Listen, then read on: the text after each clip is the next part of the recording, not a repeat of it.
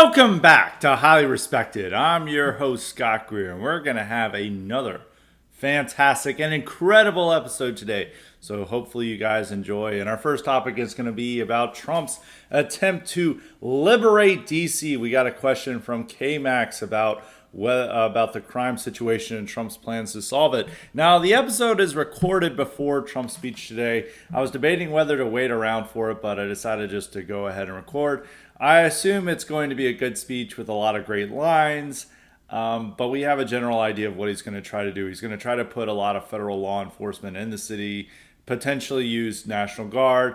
He might try to take over some of the prosecution duties from local authorities, from the local district attorney, and place it in the hands of the U.S. attorney. We have a general idea of what he's going to do.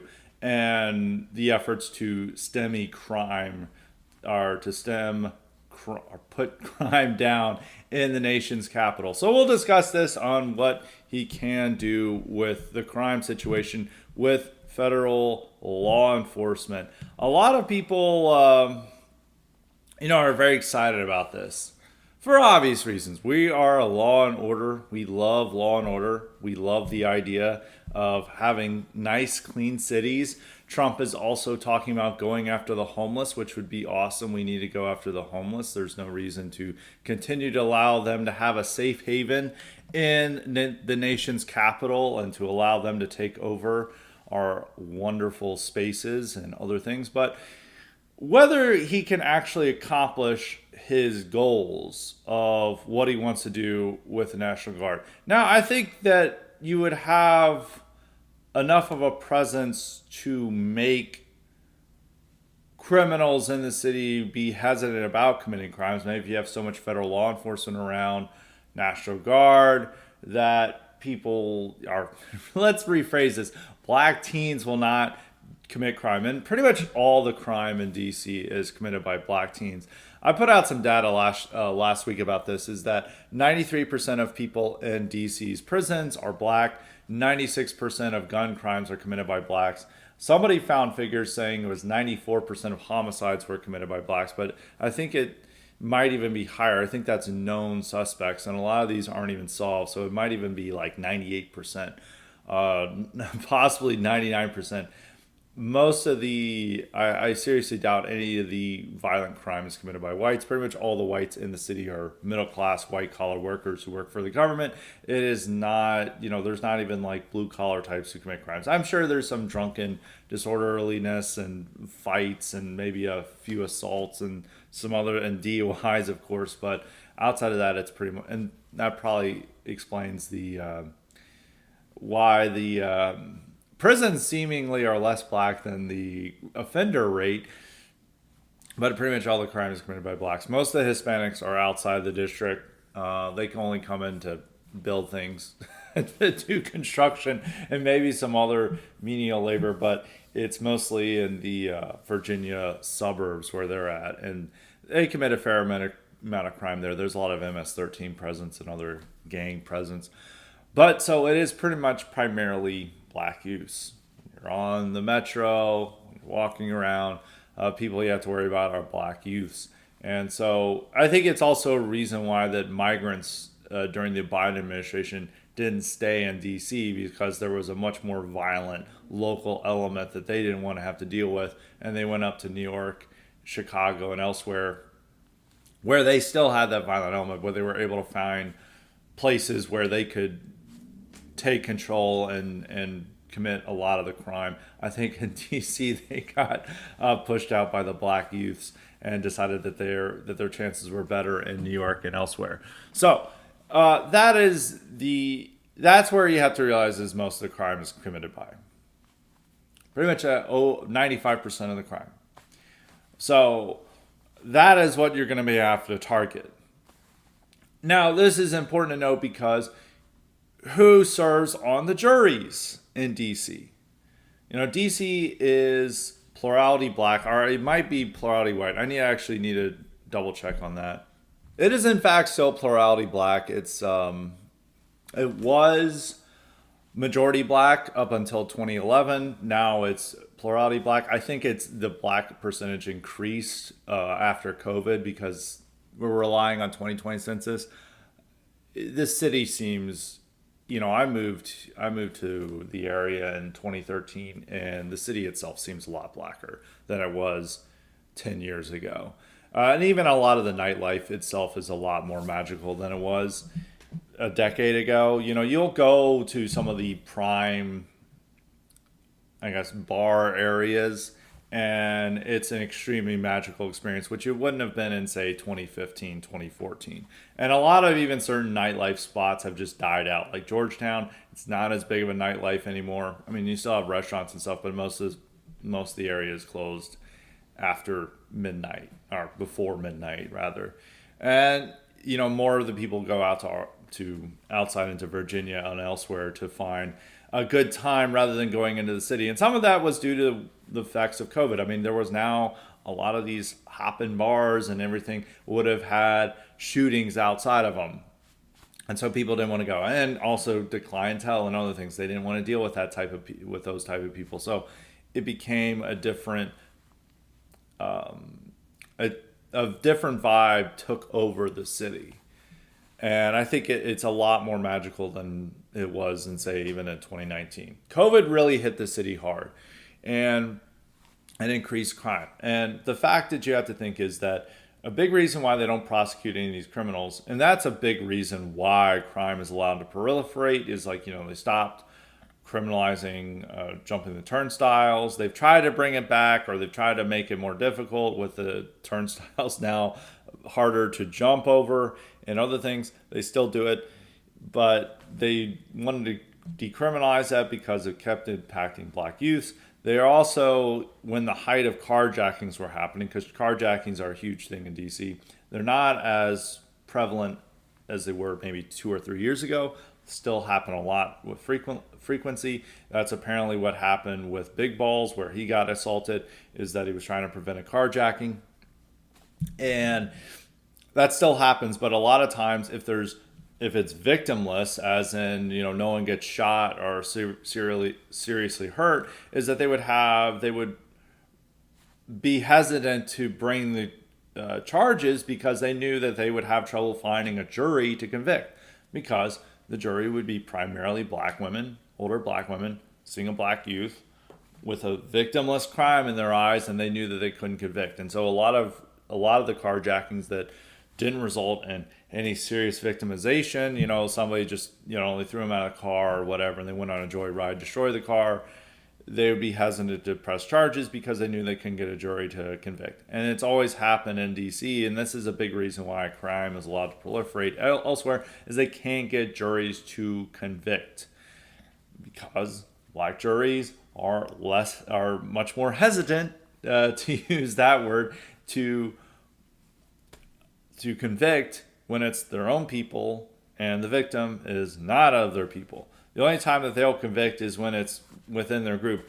There was a story I brought up on Tim Task last week where there was this government worker, I'm pretty sure he was a city worker, who was a black guy who he fatally shot a teen, and who was trying to, the youths were out, trying to carjack. He confronted them. They tried to attack him. He shot one of them. And initially, they're like, this must be a white supremacist. And when I first heard the story, it's like, there's no way this guy is white. None of the whites who live in the city would ever dare bring a gun to deal with black youths. I mean, there might be some exceptions.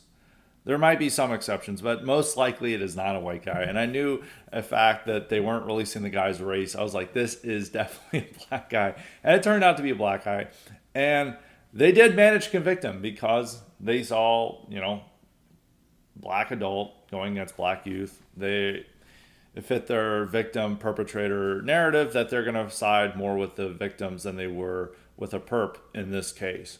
And so even though it might be a black plurality city, it's still primarily going to be a black majority jury. And even a black plurality jury is going to get its way because, you don't want to be the lone white guy being like, well, I think this guy's guilty. And then like 4 black women come and scream at you for an hour. Most people break down that situation. So they don't aggressively prosecute crime in DC. And it's pretty much they've been given free reign to do whatever. And they also don't enforce school rules. Is that due to prison to school to prison pipeline concerns, they took out a lot of their zero tolerance policies, and they allow these kids to run free. They don't enforce truancy laws, so it allows a bunch of 13 and 14-year-olds to go maraud around the city in broad daylight when they should be in school. And they don't enforce this. And also the crimes that would have, their offenses in school that would have gotten them locked up in juvenile, they're no longer being sent to juvenile detention facilities for assaults and robberies and other things. The schools aren't bothering to report that. They allow them to develop, or these offenders know that they can get away with anything, and they just continue on in their crime sprees. And so that's also a big factor in that school policies as well is contributing to the rise in crime.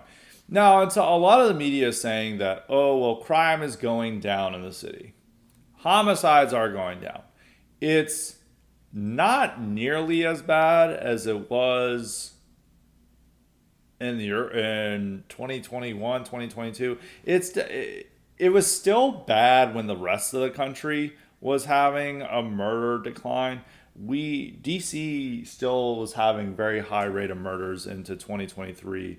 And there was even high profile stuff last year where, there was a Trump administration official who was our former one. This is from the first admin, who was carjacked and during rush hour in a not so bad area, murdered, and the guy went on a massive crime spree. There was a bunch of other daylight shootings in middle of rush hour in areas that shouldn't be that bad. It felt a lot worse last year. It's slightly better, but it's still worse than it was pre-COVID. And some of the crime data isn't accurate because they just found out that a prominent DC police commander was juking the stats. And it's likely that a lot of the district police officials have been juking the stats to lower the crime rate. And so you can't hide homicide. People think it's like, oh, well, they can, find a way to hide homicide. Homicide is one crime that you can't really hide. Steve Saylor and everyone else says this. So, we were seeing this after COVID where they're like, well, we have high homicides, but violent crime is down. It's like, that doesn't make any sense at all. Well, what's the thing is they were juking all the stats besides murder, which is the one they couldn't juke. So, which they couldn't, change. So the homicide rate is down, but the violent crime is still very high.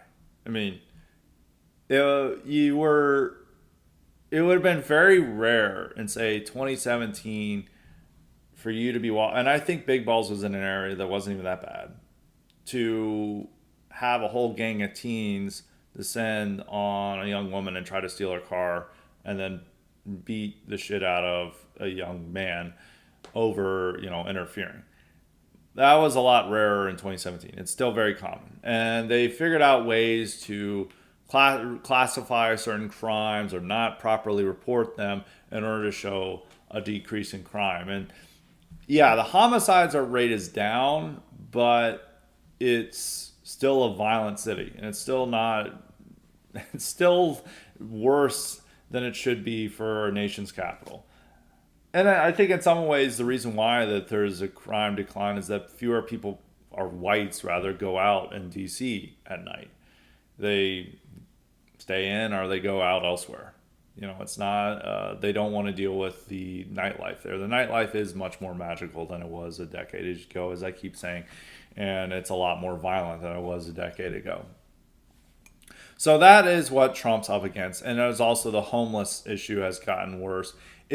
Once again, this is something that it's improved from 2021, 2022, where it was just something like the whole city was like one giant homeless village, but it's still worse than it was a decade ago. And it's still worse than a lot of other cities. And hopefully Trump clears it up. But Trump, he wants to go out there and have a federal response look like it is and come down hard on these criminals. But he is going to have issues with that because, one, they're still going to have to face a DC jury for anybody that they try, even if they federalize a lot of these crimes. Still going to be relying on a DC jury. There's still the fact that there's now going to be these political implications of it, that they now have a racist colonizing force. I can imagine these rhetoric, and the local blacks are going to be more resentful of this, that they're going to be more inclined to vote not guilty in any of these jury trials. I see that as very likely. Two, I bet that's not even clear if they're federalizing it. And it comes down to punishment. Two, it's tough to deal with the school policies. I mean, they could pressure the city to return the school to prison pipeline policies and to actually enforce truancy laws and other things. That would be a way to get the crime down. And some of the other things. Now, those are, so, or to go to troubles is like, one, he's still going to have to deal with local juries. Two, there's policies that, it's still up to the local government, like their criminal standards and school standards, they're going to have to change and put pressure on. Maybe they can put pressure on it, and maybe he outlines that in his speech. But those are issues that he has to deal with, local issues. The right really wants it to be like Bukele actions. We're not going to have Bukele in DC. One, the optics of just mass arrest of black youths in the nation's capital, as we're already seeing with with the attempts at mass deportations.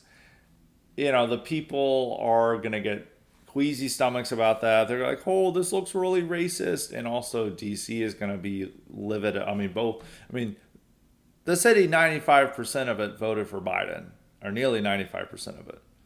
It's always well over 90%. It's sometimes like 93 to 96% voted for Biden. So, they're going to be upset about any measures that it's like mass arrest of black youths and parading them around like they do with the gang members in El Salvador. Probably not going to happen in DC, but I guess you'll have the serious federal law enforcement presence. Might lower crime and might result in more arrests.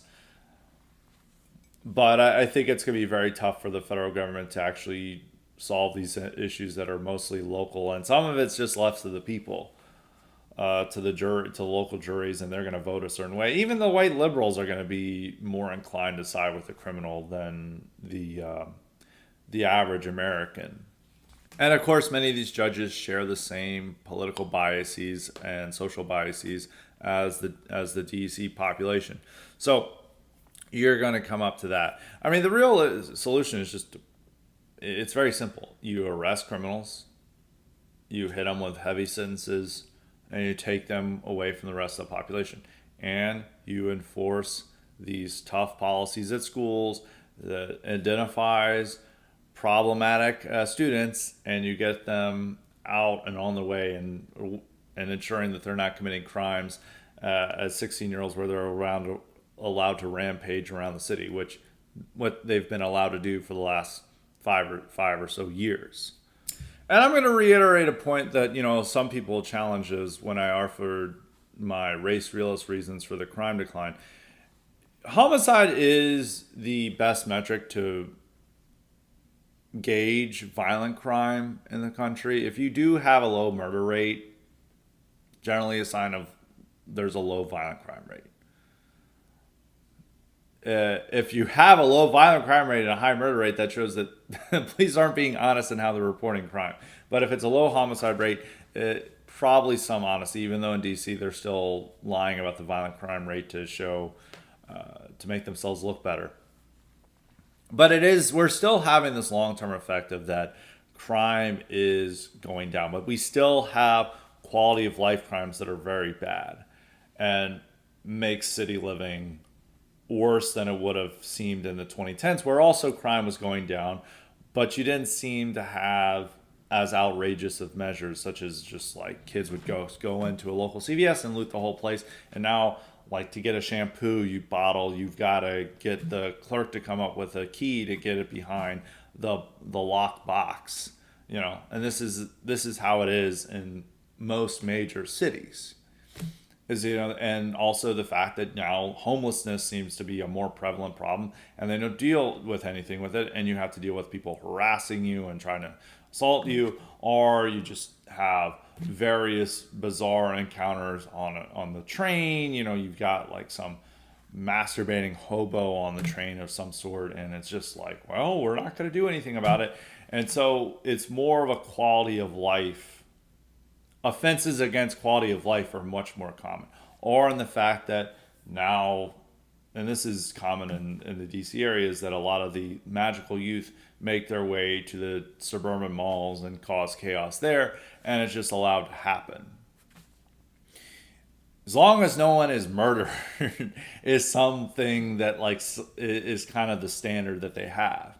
And so anything below murder and rape, I would say rape and murder, they're pretty much just to say whatever. And you can even see that in Cincinnati, where in Cincinnati these guys, these black guys beat the shit out of these whites, and the city is like, well, what's the big deal here?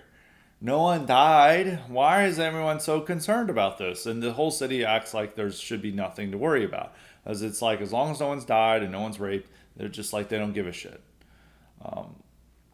But people still care. It's like they still don't want to be assaulted or anything. So these quality of life crimes where are now much more common when you go in the cities, and there's a much more permissive attitude by the police and by authorities to these crimes. And it makes it a lot harder to have type of a martial law, strong Bukele-esque response when you want this. It's, if you're worried about like looting or mass shoplifting or boisterousness in the mall, it's hard to send like National Guard just like, well, hey, act more orderly in the mall or something. It's harder to have the martial law that you'd want for that. And even same with clearing out homelessness and stuff. Maybe they'll clear out the homeless. That would be a huge improvement to DC. But we'll see what they have. But the right needs, almost in a lot of ways, for a lot of rhetoric, needs crime to be higher to justify the policies they want or that we want than what it is now. Is that we would love to have like national martial law to deal with crime. But it's like, it's harder to justify that when we have murder rates on track to hit a historic low this year. And it's also the fact that the cities don't want this presence because they're filled with white liberals and minorities who, don't care as much about crime as the people outside of it. Now, DC is a difference because, it's a major tourist attraction. There's tons of middle Americans who come here and then they get robbed, mugged, and have a unpleasant experience. So there's more of a justification for it here, but you don't have to worry about the locals' wishes because there's so many other people living here and coming to visit that, it's more than just the locals that matter. So you have to deal with that. But I do think it is like a factor that, you don't have the type of, the right almost wishes the crime was higher than what it is to justify the crackdown that they desire. And you just don't really have that at the moment. DC is one of the few cities where crime is still really bad. And it's, there's not been that marked of an improvement from the immediate post-COVID years. So we'll see what Trump has. We fully support it. It's at least good optics, we'll say. And it's a good, easy win for Trump.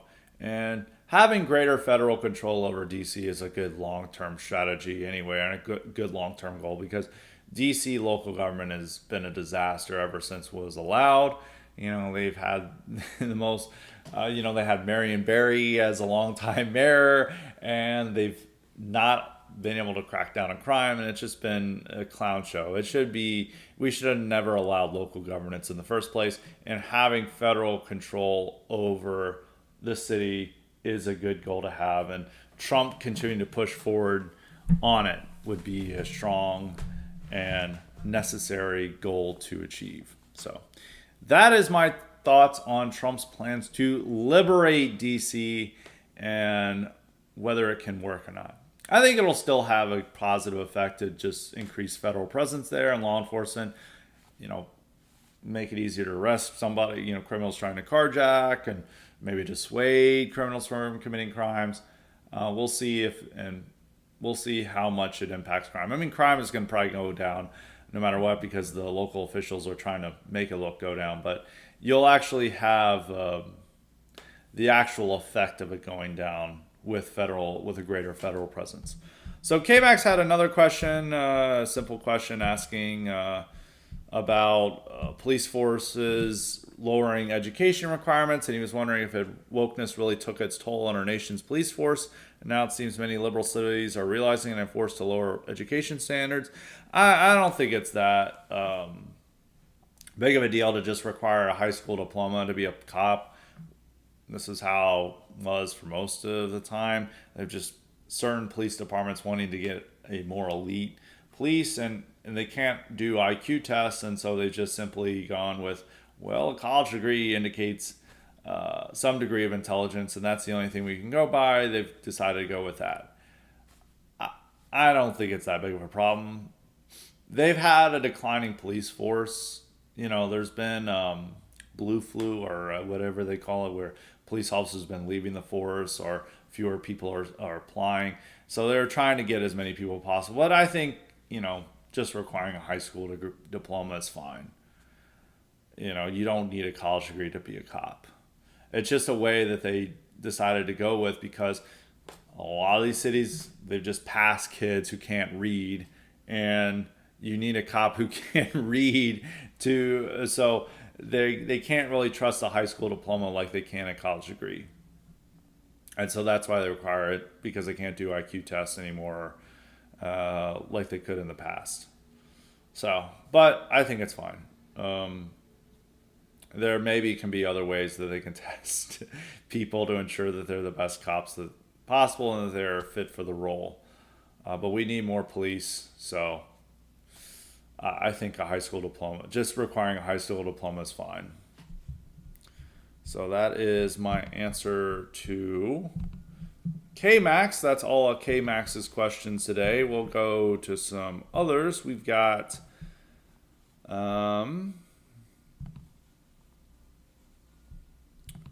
questions from Nitro. Actually, no, he didn't send. He only sent mailbag. That's my mistake. These are old questions, so he didn't send anything for today. But we got questions from Luke. He says, what's your official statement on the Scott Greer soy face image I've seen around? I think it's funny. I don't think there's anything wrong with it. And he has 3 questions. They're all very easy to answer, so I'll just answer them all today. And he's like, Albanians just the fucked up bizarro Baltics of the South? Like, where the Baltics, you mean Balkans? Like, where the Balkans were influenced and ruled by Germans, Albanians were influenced by Turks. You know, not much of the Balkans was, well, up until, you know, Croatia, I guess, was part of the Balkans, but for longer. But I mean, all the Balkans was influenced by the Turks, and they're also the Balkans, not the Baltic. Well, they are Muslim, unlike the rest of the Balkans. I don't know. I don't have any particular opinions, stronger opinions on the Albanians compared to the rest of the Balkans. I know, you know, probably the Serbs and the Albanians are equally crazy, but the Serbs would count as more definably European by the fact that they're Christian, not Muslim. And by being Muslim, you know, it puts Albanians in a bizarre identity formation. As I think if you are Muslim, it really puts you outside of the European people.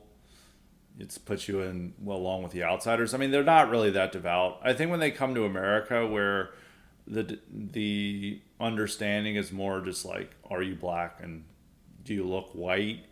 And Albanians look white, and also they're generally not very devout Muslims in the first place, so it's easier for them to be seen as white here in America than it is in their homeland. But they're all influenced by the Turks. I mean, you know, Greece and Serbia, Bosnia, Bulgaria. They were all ruled by the Turks for a long time, and I'd have to think of how when the Habsburgs wrested control of Slovenia and Croatia away from the Turks, but a lot of these places had a strong Turkish influence. So I don't know. I don't know if that would explain that. And it's also so that is my answer to Albanians. He says, I love you and will watch everything you do, but when you guest on a podcast, can you pick one with a higher IQ host? I don't get to pick the host. I just go on. What am it's people? Some people are like, how dare you go on Timcast? It's like, when else am I? Of course, I'm going to go on Timcast. It's not that bad of a show. It was much better than the first time, so it's fine. You got to pick where you go. Most of the places you could go, a lot of places are gonna even be worse. So I think it was fine to go on Timcast. Some people might have not liked. Some people wanted more Scott and Greer action, but they got what they got from the episode. So I thought it was fine. I thought it was a good episode. I don't think it was that. I don't think Timcast is that bad compared to other podcasts you go on. I had a good time, so we're gonna be fully pro Timcast for having me on. I always have that measure of relationship. If you promote me and have me on, then yeah, I'll be supportive of you. And so they had me on. It was a good time. I cannot complain. We have one from Deuteronormative. He says, some right-wingers are trying to agitate towards adding William McKinley to Mount Rushmore. This seems very silly considering only a few dozen Americans even know who he is. Do you think any president should be added? Or would any modification just vulgarize the monument? I have not seen anyone agitating towards William McKinley, so this is probably just a few anons with low accounts. And there doesn't seem to be any real push. I tried to look up if there's any real push for this.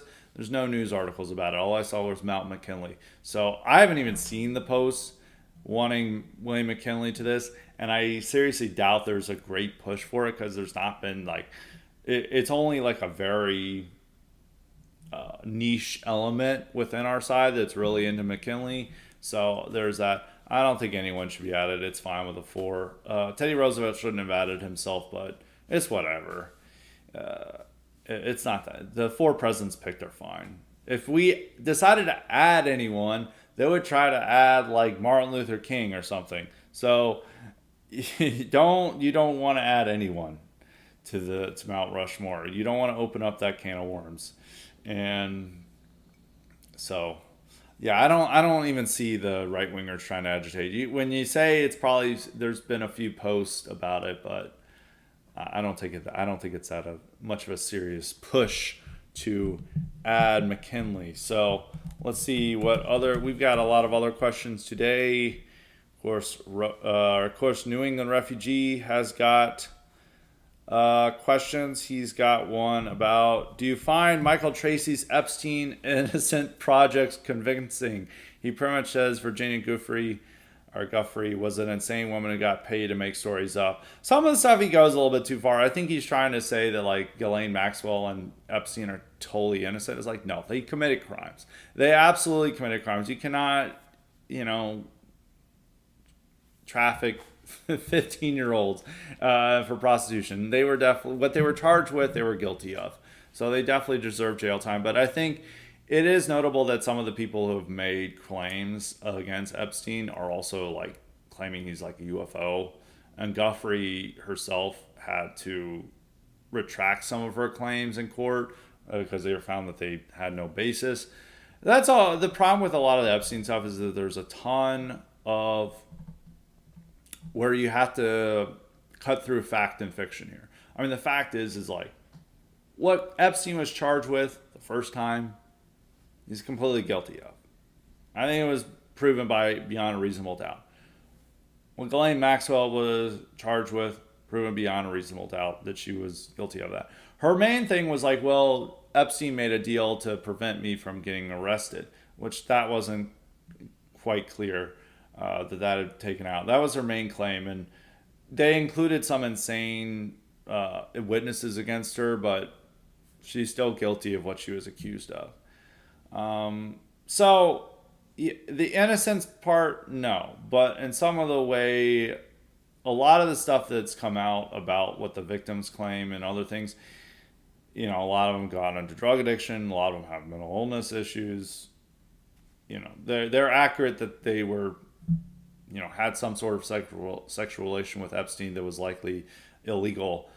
But beyond that, sometimes they just make up stuff. So the innocence part, no, I don't find it convincing. But some of the other stuff he's finding, it is there is a compelling case for it. So moving along, we've got Arm Day Enjoyer. He says, 1, is it accurate to say that the State Department has been more internationalist plus liberal idealist, while the DoD was Jacksonian with neocon elements? While there are officials who don't follow their institution's ideology, is this just because of the nature of each department's line of work? In some ways, it's just the department's line of work. It's like, one, the DoD wants more war because that means more money for them and their importance is stressed. So they're always eager to find an element where they can be deployed and used and to go to war. And they don't like things to to hamper that process. State Department definitely has been more of an internationalist line. It stresses diplomacy. It doesn't like to conduct American unilateralism. It's much more critical of Israel. And it's also has favored a different line in the Middle East compared to the Pentagon and compared to a lot of the political elements in our society. So internationalist plus liberal idealist is a good way of saying that. DoD, I don't think it's Jacksonian, because Jacksonian is like the populace will of the people, and we have to avenge it. They use Jacksonian rhetoric because it's the stuff about Iran. It's like they killed our troops, and we need to avenge that. They weren't making these claims that we need to reinvade Vietnam to avenge all the American deaths in the Vietnam War. They're not doing the same towards any other country we've had hostilities with. But they will use this type of Jacksonian appeals to honor and appeals to avenge the blood shed by Americans much more than the State Department will. Well, the State Department is just, we've got to go with the flow. We've got to pursue diplomacy, while the Pentagon prefers war because you're using them, while the State Department prefers diplomacy because you're relying more on them. And some of that was, with QAnon and some of the stuff in the first admin, there was this theory of the blue deep state versus the red deep state. Blue deep state was State Department, CIA. Red deep state was primarily Department of Defense. But as we've seen with Milley, sometimes they were on the same side. But they do have much more neocon elements. But that's not always the case. There was a colonel who was one of the chief policy officers on Middle Eastern policy in the Pentagon, and this guy was very anti-Israel, very critical of Israel, on his Twitter account, which is probably not very smart to be tweeting this stuff out from an account that's it was only semi-anonymous. It was like clear it was him, and it had like a play on his name, and even had a Ghibli animation of him, and so it was like very clear who he was. And he was just like tweeting out a bunch of stuff that was very critical of Israel. And, that shows that, and it wasn't so much of a right-wing criticism of Israel, it was more of a liberal criticism or right and left criticism of Israel. I think they both use the same. But if you look at a lot of his other posts, this guy wasn't really a right-winger. He was like a liberal. He was very critical of Trump's other measures and other things dealing with the right that had nothing to do with Israel or the Middle Eastern foreign policy. So there's even those elements within the Department of Defense that have a more liberal internationalist stand or outlook than, say, the Department of Defense. It's just that the Department of Defense is more aggressive, wants more war. It's probably more pro-Israel. That's actually, let me rephrase that. It's definitely more pro-Israel than the State Department and the CIA. And we and it has more influence over Trump right now than the State Department and the CIA. But some of that is just due to, if you think about like who works as a career diplomat, and like a foreign service officer, they're all like huge liberals. I think even with, a lot, we've been critical of people who work career military and other things, that maybe they fully buy the bullshit, they become fully blue pilled. But instinctually and temperamentally, there's still more right wing tendencies among these guys, far more so than it is among the State Department and the CIA. So, yeah, I guess that's one way of looking at it. So, that'd be my answer to that. Second question: do you know anyone who's gone to Dubai, Vietnam, or Thailand? Many have gone will say it's the U.S. that is actually undeveloped. Um, I've known people gone to Vietnam. I guess I've talked to people who've gone to all three places, but the only one I've heard at length is Vietnam. And no one who went to Vietnam, they liked it, but they didn't say that the U.S. is actually undeveloped compared to them. I think Dubai is a little bit different than those three places. Um, I have known people who've gone there, but I've never. The only place I don't know if I've talked to anyone at length about Dubai though. But I have heard people have gone to the Gulf states who've said like, "Oh, it's so fancy. There's all these things," but they're able to, they're not democracies. They're authoritarian states, authoritarian theocracies, and they're able to get away with a lot more than we can. So they're able to build cities that we could never dream of building or having. Um, but I've never heard of anyone going to Southeast Asia and saying that about America. Maybe with Singapore, I've heard some people from Singapore, but Singapore is just a small city state, or is just a city state. It's not a full country like we are. But from the people who have come back from places, which is primarily Vietnam, none of them said that U.S. actually looks undeveloped in comparison. Now we've got Gillis Enjoyer. He's got two questions today. He said, "Oh, I probably should have gotten this earlier because this could have been one of our main topics besides the crime one." But he says, Ann Coulter recently did an interview with a British radio host where she said that she thinks the UK is in a better position than America, which I find a very bizarre statement to make considering the lack of any real right-wing political alternative there with Farage's recent cuckery. On the same interview, she said that she greatly approves of the second Trump amendment. So where do you think she is actually coming from on this? I'd have to watch the interview, but if my guess is that the demographic situation in Britain is much better, and she probably feels that the ordinary Briton is more aware of these issues than the ordinary American.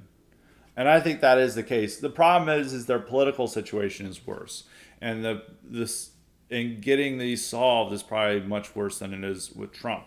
Trump, maybe we're not happy with how many deportations he has, but he's still going with aggressive immigration policy.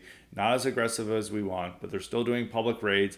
They're still publicizing these type of terror tactics to encourage people to self-deport and to discourage further illegal immigration. They're going to be sending migrants to shithole third countries. That's going to further encourage people to self-deport and to not come here. When mainstream media interviews these immigrants or illegal immigrants who say they're self-deporting, they always state that they do not want to end up in El Salvador or some other godforsaken country, and this is why they're leaving on their own terms.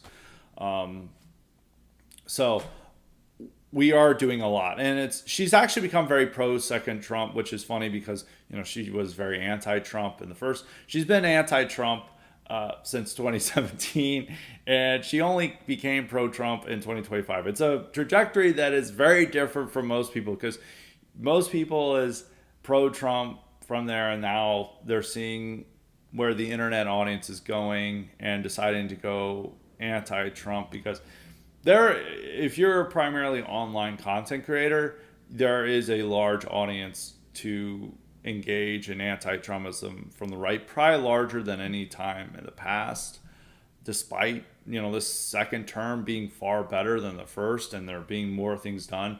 It's a lot of Zoomers and others aren't just aware of what it was like 2010s and how the first term went. And I think there's also just a lot of foreign. There's also it's a bigger non-American market as well, and I don't think that there. Pretty much everyone outside of America doesn't like Trump. So whether right, left, or whatever.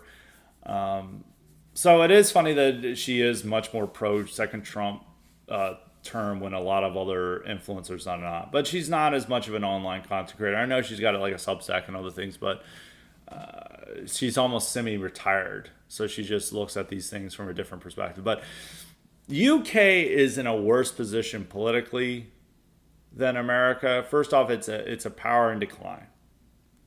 It might not exist in the next 20 years because Northern Ireland might split off and join Ireland. Scotland might split off, and I don't know what's going to happen with Wales, but it would just be England and Wales, so no more United Kingdom.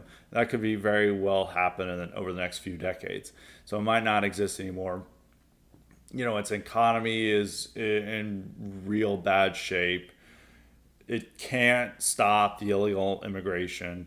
It doesn't have the power and authority to do things that Trump can. They can't do terror tactics against migrants to convince them to leave or to discourage further illegal immigration like we can in America. And even when they try to deport people, the European courts, even though they're outside the EU, the European courts still continue to rule against them. They tried to do a third country policy as well, where they were going to send them all to Rwanda, and it got overruled. So they don't have as much power. But I think in terms of demographics and people waking up, this is the same with throughout Europe. They are in a better situation. It's still at least 80% white in the UK, around 80% white. There's arguments over how much of that is British white, because there's a lot of Eastern Europeans there and other white groups there.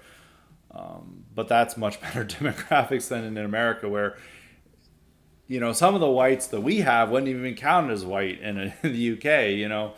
We count Middle Easterners and North Africans, which I don't think that they're counted as white in the UK. We have those groups here. They have a huge, they have a bunch of Syrians and other groups there, which in America they were like, oh, they're white. Well, they're definitely not considered white. So they're, the demographic situation is better there. And I think among the ordinary people that they get this situation much more than the average American does. And I think that's the same throughout Europe. But they're much weaker politically to get these things done. And also, unlike the rest of Europe, their political options are not nearly as good as what they have in France and Germany. With all of Farage's problems, it's still the only option they have. The conservatives are horrible. Kimi Badenoch, I forget how to pronounce her name. I think it's Badenoch. Kimi Badenoch, she's horrible. It's a complete clown show that they have. This is their leader. And then the other alternative parties can't get their shit together. The Homeland Party is apparently collapsing. There's also there's multiple different factions that are like, we don't like reform and we want to oppose it. And they have Rupert Lowe, who might try to form his own third party, but I don't think he has the charisma and the organizational ability of Farage to actually achieve that.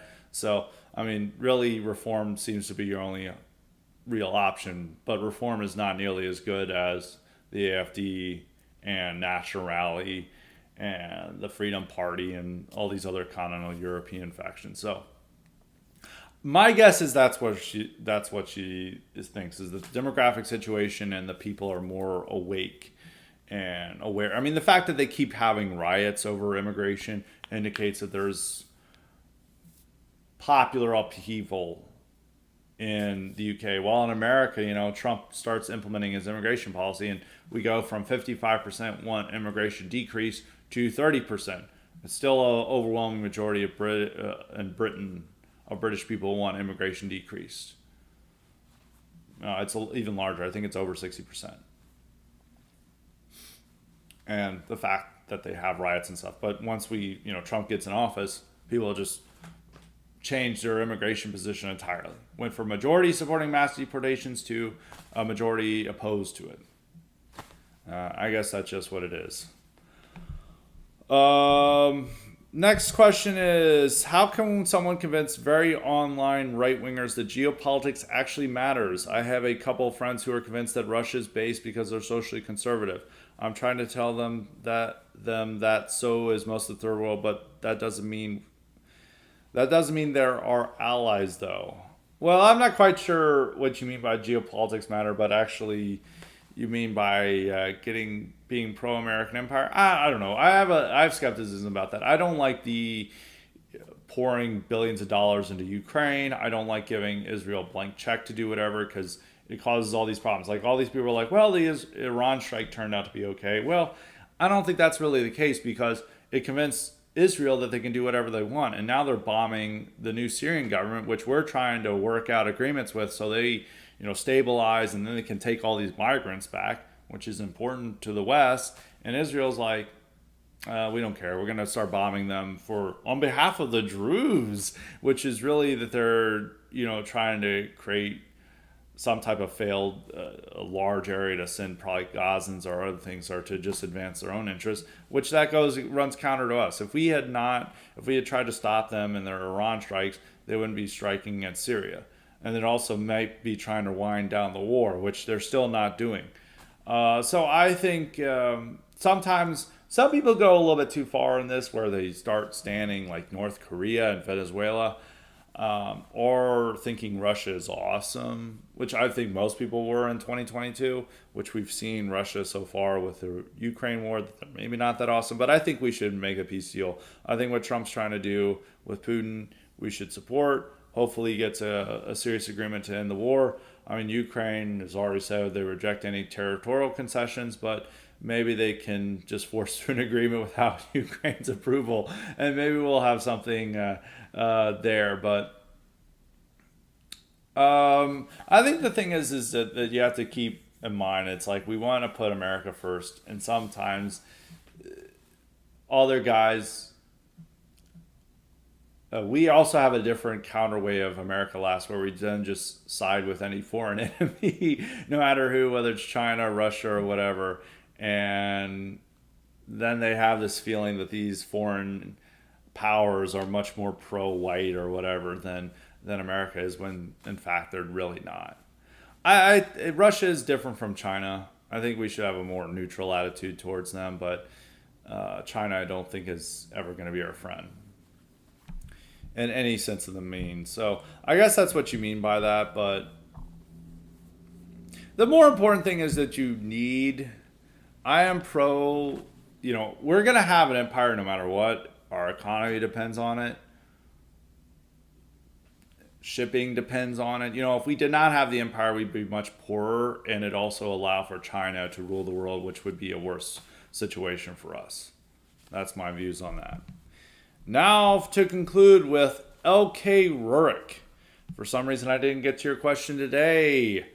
We're going to have much more. You're going to have much more opportunities to ask questions for Wednesday for the mailbag. So we will have tons of great questions there. So L.K. Rurik's got 2 questions today. He said, what would you put in an internet bill of rights, and do you think such an idea as this will gain traction in the coming years?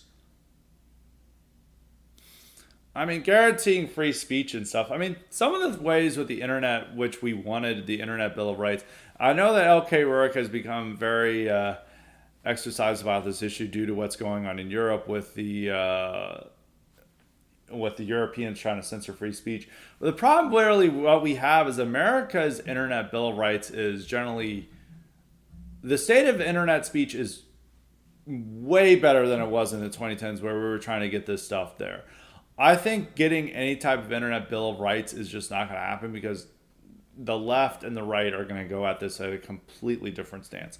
The right would try to add anti-Semitism exceptions that we're going to, crack down on the internet, and Republicans are going to try to ensure that the internet doesn't allow anti-Semitism and maybe porn, most importantly anti-Semitism to them. And the left is just going to try to add, like, we have exceptions for hate speech and other things. I would not trust Congress to pass an Internet Bill of Rights. Really what we just needed to do was reframe Section 230 to explicitly say that they can't censor political, like neutral political speech if they want to be treated as internet forums rather than publications, that they need to allow political speech to thrive, which they now do. I mean, X, even Facebook and Instagram allow a ton of stuff that they would have never allowed 4 or 5 years ago, or really 7 or 8 years ago, anything pre 2016. It is much freer now than it was in, say, 2015. The problem is it's a lot dumber and a lot more slop that you're having to deal with. So there's that. I don't think it's going to gain much of an idea because the main problem we have is coming from Europe. And other things that would have is that what you're concerned about is having to upload your ID for this verification stuff. But, the red states are pushing this through because over the push to ban porn or restrict porn. And a lot of the people who are now concerned about this were wanting people to ban porn, and now they're trying to do so. And right-wingers are, oh shit, this is going to impact us as well in our anonymity. So I think what Section 230 had is that these large social media platforms are treated as the town squares of their day, and they don't try to limit political discussion just because they disagree with them. I think that was generally what we need to have. There could also be stuff about, privacy protections, that you're not forced to upload your ID or anything because that can easily get stolen. There could be some other privacy protections as well. Privacy protections would be a huge hit with the public. But I think any type of internet bill of rights is going to be influenced by left-wing populism.